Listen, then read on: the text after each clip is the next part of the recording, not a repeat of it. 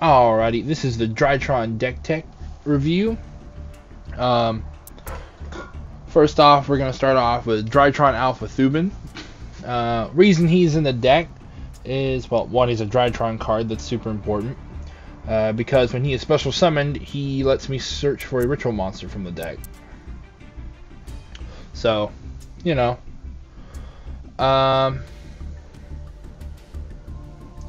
He is 3 copies because he's super important in the deck.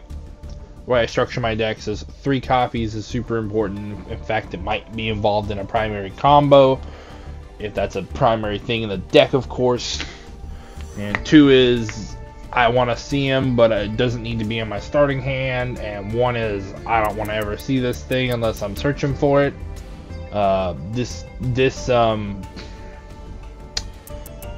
This deck has a little bit of a different deal here, and this is going to be really weird because I'm having to voice over this because after the fact, because well, I goofed a little bit when I was recording this, so that's okay. This is my first video in like 3 months or something, so especially that I'm talking over. Actually, it's probably been longer than that.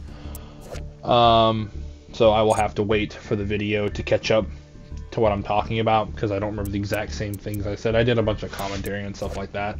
Alright, the next one we're going to go over is Drytron Rastaman. He's not like crazy important to like any of the big combos of the deck. When he's special summoned, he lets me take one of my Drytron cards that are specifically monsters that are in banishment and put them in the graveyard. He pairs well with the one that you're seeing on screen now, the Drytron Meteonis Draconans. Because of Draconan's ability, we'll get to that later. Drytron Gamma Eltanin, when he's special summoned, he lets you bring back another Drytron monster with him other than himself. Next is Drytron Zeta Altaba. Whenever he is special summoned, he lets you search your deck for a ritual spell, any ritual spell. So I believe at this point I was technically supposed to be saying something along the lines of they're all 2 because they're not crazy important. However, Zeta normally would be at 2, but since I have Odd Eyes Pendulum Graph Dragon, which I'll probably pull up here in a second, yeah, he kind of acts as my 3rd Zeta. So this is really awkward for me having to voice over this. I really don't like this.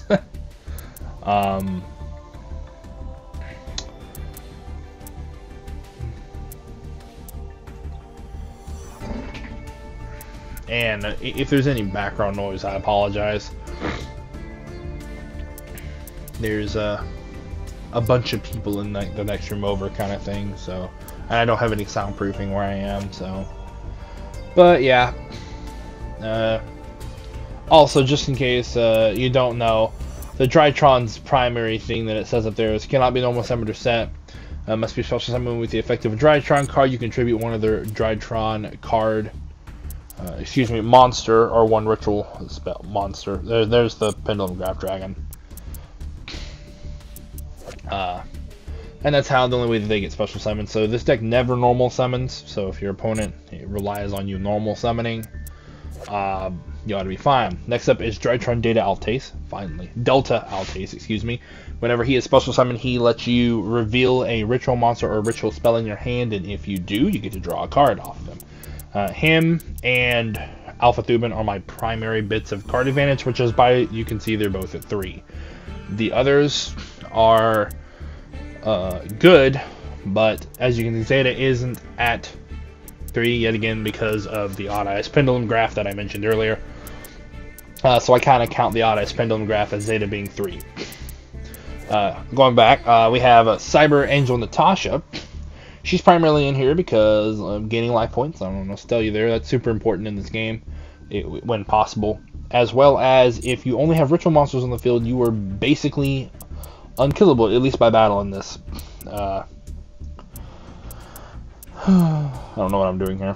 I don't know why I'm doing this. Probably fidgeting. That's probably what it is. Yep. But yeah, so as long as you have all ritual monsters on the field, which is not difficult to do with this deck, Cyber Angel Natasha is your like best friend, for sure, your best friend. So next up is Saphira, Queen of the Dragons. She's all around great for this deck. During the end phase, if this card was ritual summoned this turn, or if a light monster was sent from the hand or deck to the graveyard this turn while this card was face up on the field, you can activate one of these effects. Draw 2 cards and discard a card. Discard one of your opponent's cards in their hand at random, or you can return a light monster from your grave. So all around kind of OP with the deck, considering all of the Drytrons that you just saw me going back and forth on, all the little level 1 effect monsters up there. They're all light monsters. So all the actual Drytron cards are light monsters. So pretty good. That's all I personally have to say about this. I don't know what I was saying at this point. I was probably rambling, honestly. Next up is Odd-Ass Gravity Dragon. Honestly, at some point I will probably take him out in favor of something else, or just one less card in the deck kind of thing, because it is over 40. But he has, when this card is special summoned, you can return all spells and traps your opponent controls in your hand. Your opponent cannot activate cards or effects in response to this effect's activation. You can only use this effect of Odd-Ass Gravity Dragon once per turn. Your opponent must pay 500 life points to activate card effects, which is very nice. But he's primarily in there for the being able to, en masse, get rid of your opponent's stuff.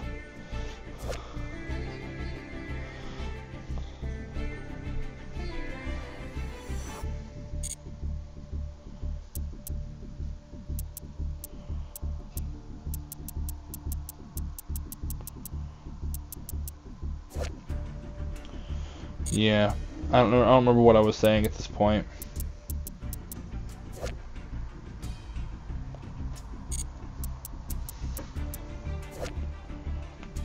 Next up is Saravis, the Ancient and Ascended. Very super good card for this deck.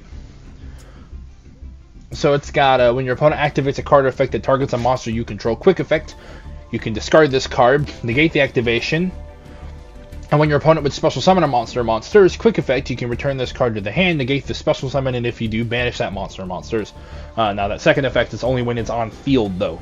Just keep that in mind.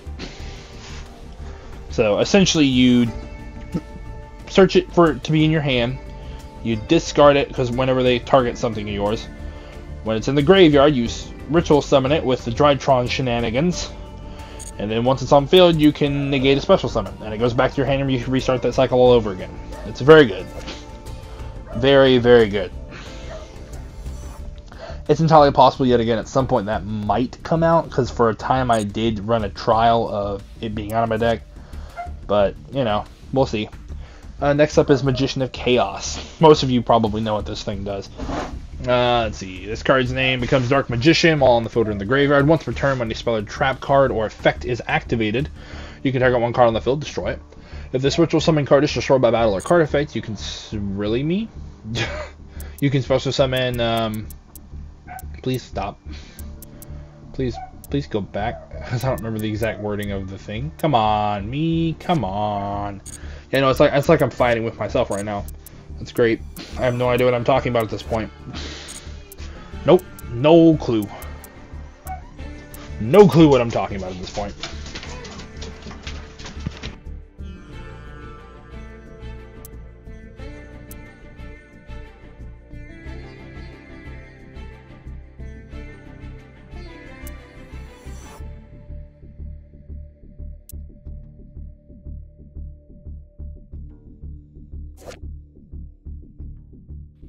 Okay, as I was saying, you can special summon one Chaos or Blacklist or Soldier ritual monster from your hand, except him, ignoring its summoning conditions.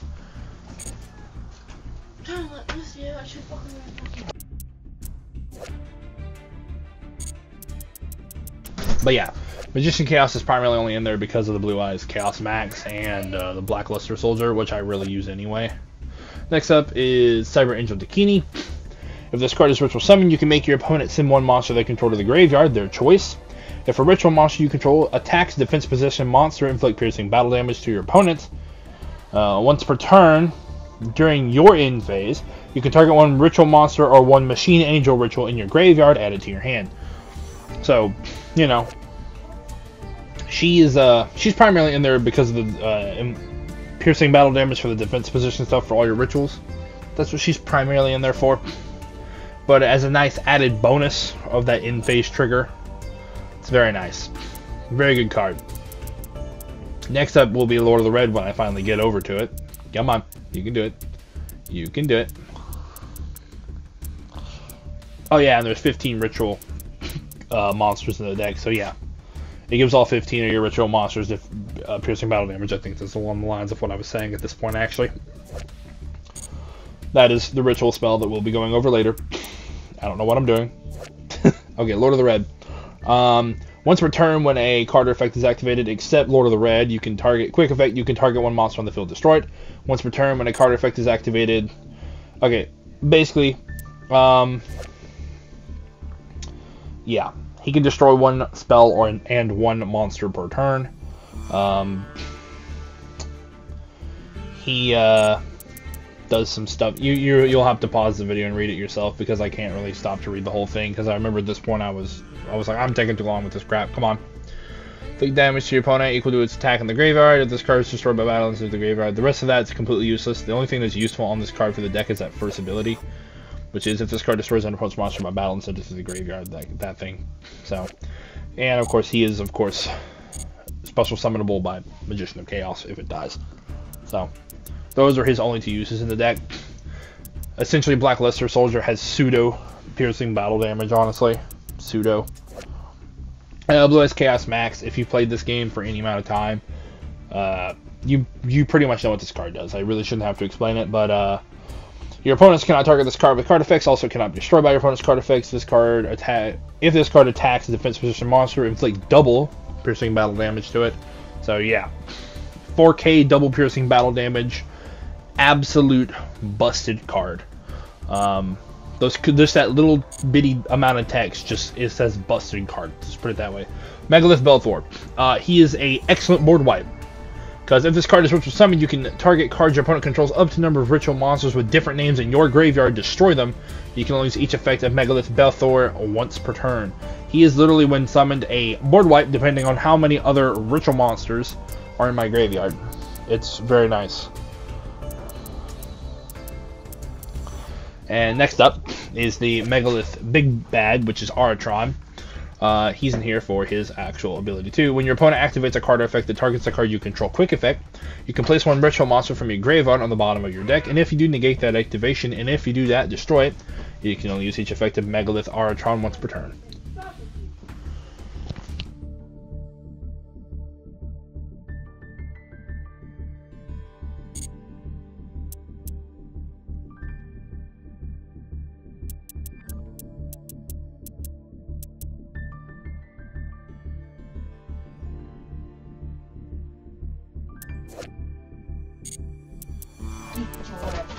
Okay, so the next one is Cyber Angel Vrass.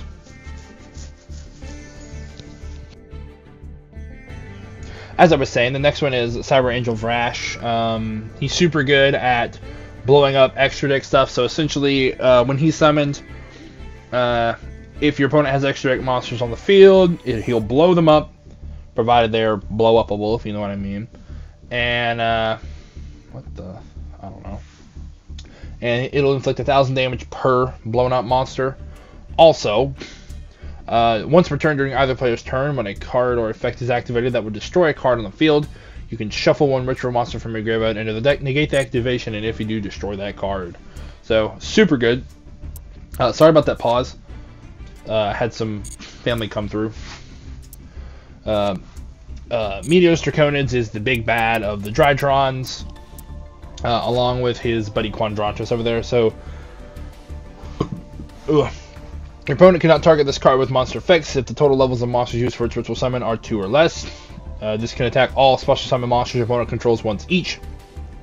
During your opponent's turn, quick effect, you can banish monsters from your graveyard whose combined attack equals exactly 2 or 4K. Then target one face-up card your opponent controls for every 2K of the total.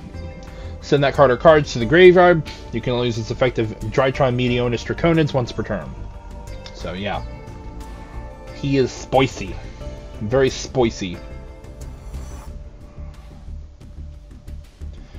Just kind of waiting for myself to go to Draconids, honestly. I mean, Quadrantis. Alright. Drytron Meteonis to Quadrantids. The opponent cannot target this card with spell trap cards or effects. You can only use each of the following effects of Drytron Meteonis to Quadrantis once per turn. And I didn't even get to read it all. So essentially, you're going to have to read the screen for the Quadrantis. So during the end phase, you can add one ritual spell from your deck or graveyard to your hand, then return this card to your hand. You can only use that effect once per turn. Go figure, because it happens during the end phase. But he primarily only gets used for that. But he also has, you can ritual summon this card, blah, blah, blah. You must either ritual summon, blah, blah, blah, blah, blah, blah. Each time your opponent special summons a monster or monsters from the extra deck, inflict 300 damage to them. Once per turn, your opponent activates a spell card or effect, quick effect, you can place this card in your pendulum zone, and if you do negate that effect, then if you place this ritual summon card in the pendulum zone, you can special summon one odd-eyes monster from your extra deck. So, I really use him summoned. He is primarily his pendulum version. You're going to have to read Quadrantis' the remainder of effect if you didn't catch it yourself. I'm sorry about that. Yet again, I'm having to voice over this later on. This was not my intended thing. So at this point, I believe I went and started telling you about the extra deck stuff. Yep. Yes, I did. So Odd Eyes pairs, I did put the stuff in there for his ability, which was those two, Vortex and Meteor Burst. So, Vortex, seriously me? Come on. When this card is special summoned, you can target one opponent's attack position monster returned to the hand. When a spell or trap card or another monster's effect is activated, quick effect, you can shuffle one face-up pendulum monster from your extra deck into the deck, negate the activation, and if you do destroy that card, you can only use each effect of Odd Eyes Vortex Dragon once per turn. So, there's that. This is painful to do, by the way. I don't get how my brother-in-law does this. This drives me crazy. I would rather just be there and talk over the original video, you know, with the actual commentary, not talk over it. This is horrendous. Meteor Burst Dragon. When this card is special summoned, you can target one card in your pendulum zone, special summon it. Also, this card cannot attack for the rest of this turn. You can only use this effect of Odd Eyes Meteor Burst Dragon once per turn. He also has, what was it? Pull it back up. Your opponent cannot activate monster effects during the battle phase. That's what it is. Which I think is a pretty powerful effect during some stance. But it's only monster effects, though. So, spell the trap cards can still be activated, which will suck, just saying. Alright. The last three is Drytron Mu Beta Fafnir. When you ritual summon, you can detach a material or materials from this card as monster or monsters required for the ritual summon. You can only use each of the following effects of Drytron Mu Beta Fafnir once per turn. I already know what it says. If this card is Xyz summon, you can send one Drytron card from your deck to your graveyard. When your opponent activates a spell or trap card while you control a machine ritual monster quick effect, you can detach one material from this card, negate the activation, and if you do, destroy that card. He is hands down the most handy of said extra deck pieces. I will probably later on end up adding more stuff. Probably, not 100% on that.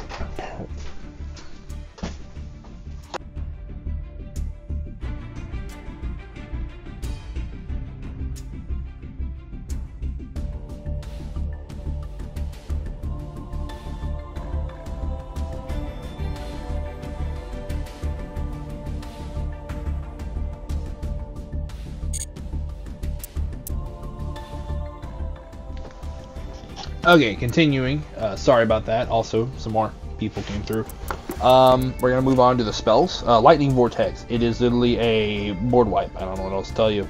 It helps out by discarding a card, but other than that, it's a board wipe. Cyber Emergency. Searches for any of the small Drytrons, puts them in your hand, even has negate countermeasures. The only countermeasure that we'll get around this, however, is Ash Blossom, which sadly is like one of the most common ones, so that kind of sucks. But other than that, if there's anything else that's trying to negate this, it will automatically come back to your hand and you can reuse it. Next up is Drytron Nova. This literally says, hey, I'm going to take a Drytron monster from my deck immediately slap it onto the battlefield. And however, I have to destroy this at the end of the turn, though most of the time that's not going to actually happen. Drytron Eclipse says, take a Drytron monster in your graveyard, add it to your hand. Also, once this is in the graveyard, as long as it's not the same turn, you can banish this card from your graveyard, and target a Drytron monster gains 2k extra additional attack until the end of your opponent's turn. Next up is a new one that I'm trying out here, the Triple Tactics Thrust. If your opponent has activated a monster effect during this turn, set one normal spell or trap directly from your deck, except Triple Tactics Thrust. Or if your opponent controls a monster, you can add it to your hand instead. That set card cannot be activated this turn. You can only activate one Triple Tactics Thrust per turn. So it has come in decent amount of handy in the one time I was actually able to try it out. The Ritual Spell, Meteorus Drytron. Now, this is the most broken ritual spell I've ever seen in my life. And I've seen quite a few. Alright, this card can be used to ritual summon any ritual monster from your hand or graveyard. You must also tribute machine monsters from your hand or field whose total attack equal or exceed the attack of the ritual monster you ritual summon. If this card is in your graveyard, you can target one Drytron monster you control. It loses exactly 1,000 attack until the end of your opponent's turn, and if it does, add this card to your hand. You can only use this effect of Meteorus Drytron once per turn. Continuing again, probably the most busted spell I've ever seen when it comes to ritual monsters. That's all I really have to say about that. There's only 2 because 3 is a bit overkill, honestly. I might put 3 back in there at one point. I believe I still have 1 saved. But yeah, that's just overkill. For sure, overkill. Next up, Mystical Space Typhoon. It's pretty self-explanatory. It's a good thing. So I have the Magician of Chaos, but should someone set down a skill drain, it's nice to have that Mystical Space Typhoon to just pop the skill drain. 2 copies of Mirror Force. These are a staple in any deck, so you know. And then there's Drowning Mirror Force, also a staple in any deck. These are actually recently added along with the Triple Tactics Thrust. And Infinite Imperm, also yet again staple in any deck. It's almost a must-have these days. At least 2. Yeah, at one point I had 3 in here. So, and they're also really good sub-in cards if you really need them, if you think you need them, that kind of thing. So, that's where we're going to end it for right now. And we will get immediately into the duels.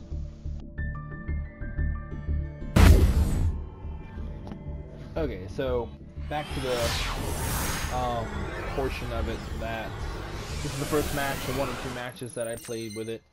The student ended up surrendering. I'm gonna go ahead and fast forward this. You'll see what happens. All I did was that just for that one turn, just so I could get an extra, the last which will fill this in the deck. Push a bunch of cards, passes.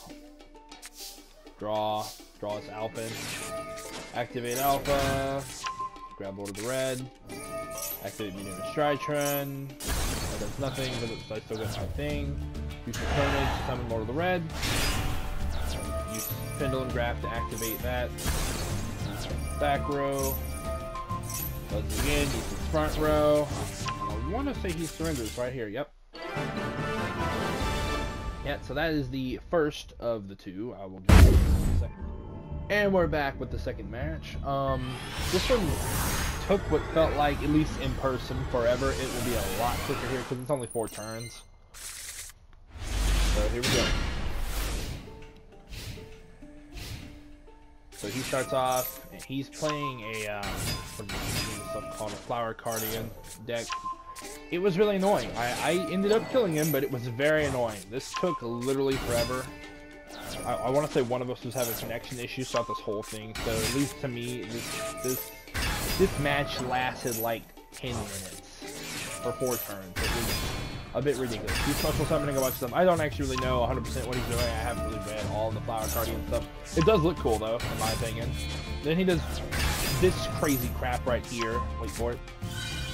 This right here. He synchro summons using 5 things, and that's a beefy card. What am I to do? Well, pretty obvious. Do that. That. I say it's obvious. That was actually a heart of the cards right there, as I needed that to be able to do that.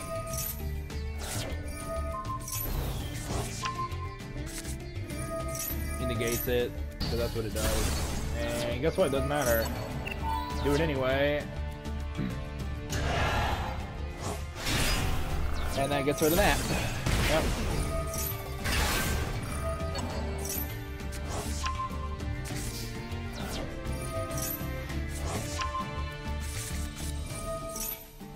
Yep. Skipping his draw phase. I know what's happening is a little fast. If you don't understand, whatever. That's why I tried to explain stuff in the actual going over the deck.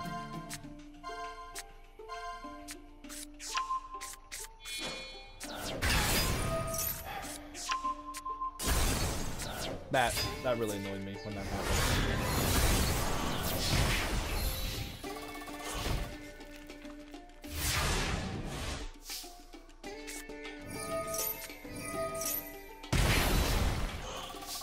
At this point, you can tell he thinks he's got me. But he's dead wrong.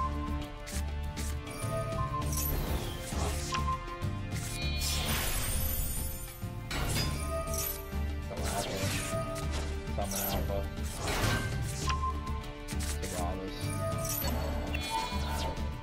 We do Rash again because I think it's going to work again, but I forget that it cannot be destroyed by card effects. It makes throw off his fire Guardian shit can't be destroyed by card effects, which was annoying. But it's okay, it didn't really matter because I had this from the last turn. Guess what? Attack over it. And basically he just dies because I can attack twice. Yep.